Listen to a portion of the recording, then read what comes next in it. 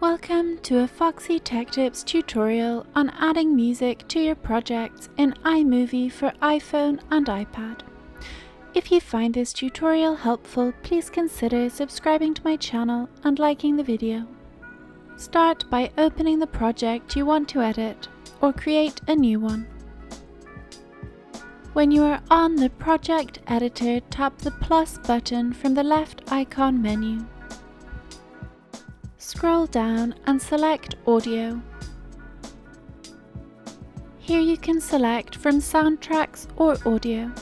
Soundtracks are music that is provided by Apple that you can use for free in your projects. There are many songs and genres to choose from. You can tap a track to hear the preview, but it will first have to download if you haven't used it before. If you find a soundtrack you like, you can tap the plus icon beside it to add it to your project. That will place the song on your timeline as a green line underneath the video. Tap the song to highlight it and you can then edit it. You can drag it from the corner to shorten it. If you hold down on it, you can then drag it to a different position on the timeline.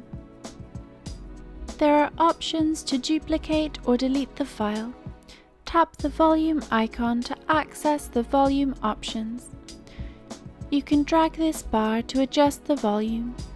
You can select Fade, which will allow you to fade the audio in and out. Drag these two arrows to adjust the fade. You can also add your own music or audio to the project. Tap the plus button again and select Audio. This time select My Music.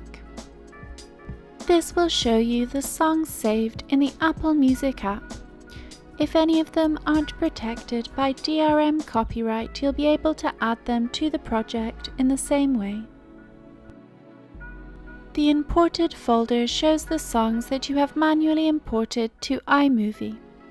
To import a downloaded song that's on your iPhone, locate the file in the Files app of your phone.